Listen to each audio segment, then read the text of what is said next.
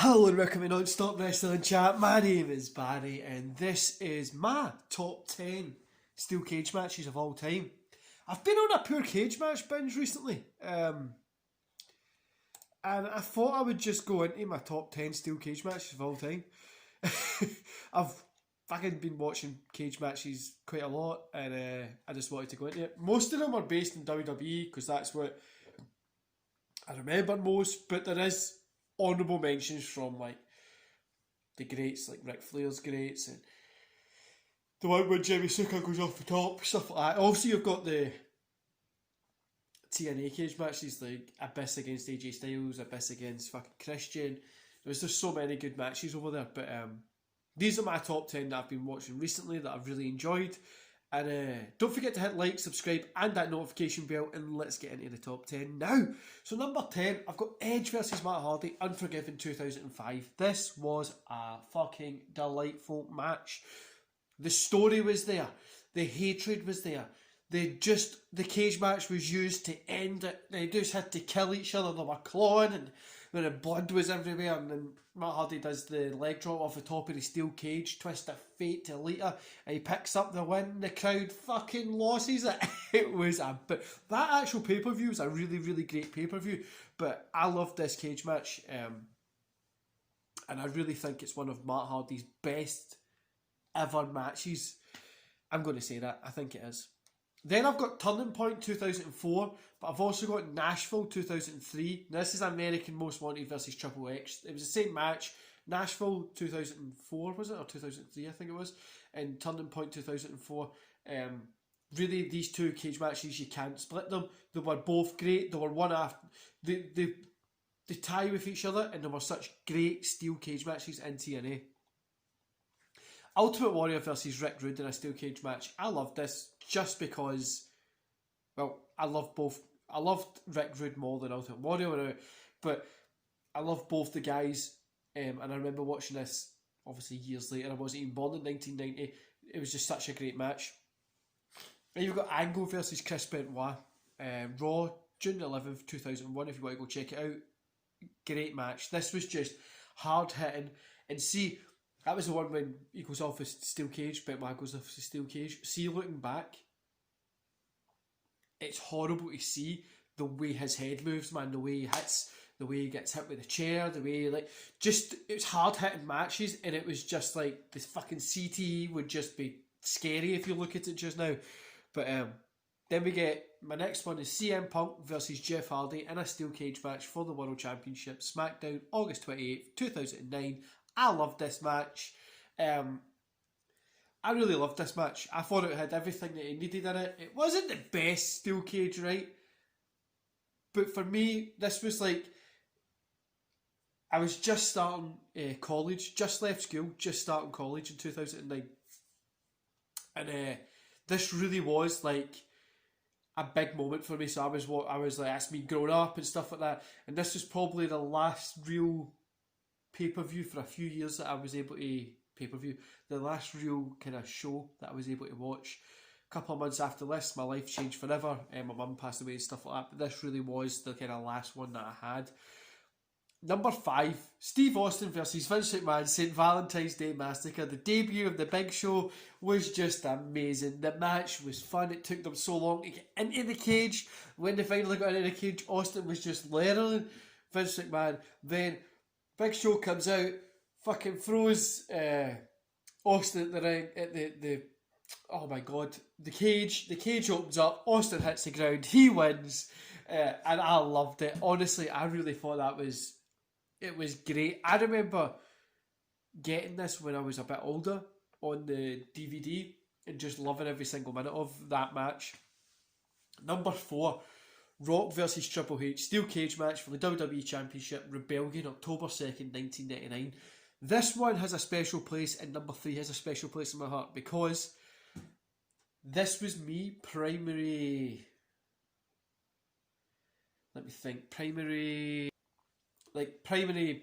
5, no, not even primary 5, primary 4, primary 3, primary 4, and it's one of my earliest memories of getting the magazine and I was looking through it, and my mum was going to get me the pay-per-view, but it was up too late, so she wouldn't allow me to get the pay-per-view, but it was in the UK, and she was like, no, we can't get it, it costs too much money, and then obviously you're going to be up too late, so you need to just leave it, and I was raging.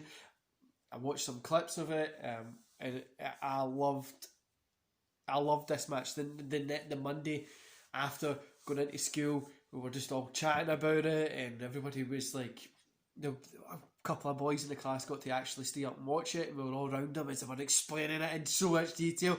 And then The Rock was climbing, it was fucking great. Number 3, same thing again. Kane versus X-Pac, Armageddon 1999. The reason I love this one is simple, because it was, my school was like all talking about it, and they were loving it, and they were just enjoying it. Kane, obviously my last name was Kane, so I was the one who always went Kane in the fucking in the show, and like any kind of wrestling thing.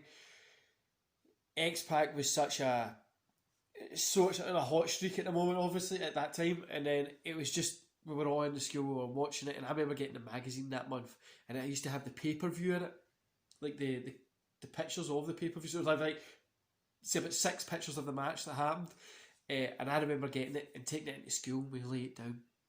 So it was like, I think it was like a week after or something the magazine came out, we lay it down, so we already knew about it, we opened it, we were reading it all and all that kind of stuff, and it was just such a great experience. Like, see, growing up in the 90s, like, none of us really had the internet, because we weren't like the internet was there, but in Scotland it was like impossible to fucking get the internet, even in big cities.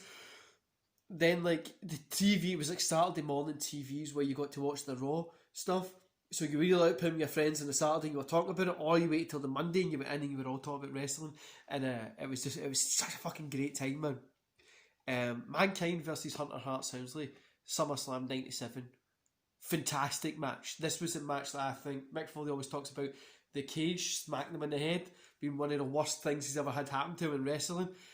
When he had like the Dude Love stuff, he ripped it, he was at the top and he did the big elbow. I loved this match. It really was such a great match, and it was like just before Triple H, Hunter Hart sounds like, just before Triple H was Triple H, and just before Mankind was Cactus Jack Mankind. Like, it was like just before it became like the big ones, they were there just before they got there, and I think that is what makes it even more sweeter, just before they became them, really. Also, Bret Hart, number 1, Bret Hart versus Owen Hart, SummerSlam 94. This match, I could play a part in. I have watched this 4, 5, maybe even 600 times. Like, I watch this all the time. I love this match. It's such a great match. Both guys look great. They both put on a great show. It just worked. Everything in this match worked. Every minute they touched was good. The flips, the going to the door, trying to pull out, jumping over and pulling them back in, and the climbing, everything worked in this match. Every single little bit worked, and I love this match because of that. This is probably the best steel cage match of all time, and I will hand on heart say, I might be biased with that, but I think this is the greatest steel cage match of all time. Now, I don't remember this from when I was younger, because that was only like 3, and I was lit. In fact, I would have just turned 3 as this was coming out. But, this would have... Watching it later on, I remember getting a SummerSlam DVD for The Undertaker versus The Undertaker. And watching this. But then I also remember getting... It was like a Bret Hart collection. And it had like a little bit about him and loads of matches in it. And this was one that I went back to. And it also... One of my first ever DVDs was the greatest steel cage matches of all time. I actually don't have it anymore, but it was like a blue cover, and it was like part 1 of it, or whatever it was, and 2 discs in it, and it just had great steel cage matches. And the 2 that I mentioned, Mankind, Hunter Hart Soundsley, Bret Hart, Owen Hart, the 2 that I love watching on that, and I still love these to that day. Obviously, that list was quite influenced, guys, by me growing up. When I was in school, like primary 4, 5, 3, 4, in fact, I probably actually was in like primary four. So just like experiencing that, like out in the playground, we're all chatting about it and stuff like that. Because back then we didn't have mobile phones to text, there wasn't online gaming, there wasn't. Do you know, it was like really harder to get it, but it really was such a fun time, a fun period in my life, and I enjoyed it. I was over the moon with the Kane, Armageddon, The Rock, Triple H Rebellion, and then also the ones that I really, really enjoy is obviously going back and enjoying them. So like 97, I was still that little bit too young to really remember that kind of stuff, but I really remember going back later in time watching it and just really falling in love with him. But like I says, Bret Hart versus Owen Hart, SummerSlam 94. If you haven't seen it, where have you been? No, go watch it tonight, guys. Definitely go watch it. It really is a great show. And quick update on the channel, I've just filmed the Raw watch along. That's going to be out on Sunday. It will be out after the Full Gear review, and then tomorrow we've got the SmackDown review. So a big weekend of wrestling again, and then the following weekend we've got the same because Impact's got a pay-per-view on. But we'll get it done. Anyway, guys, enjoy the rest of your day, and I'll see you here tomorrow for the SmackDown review.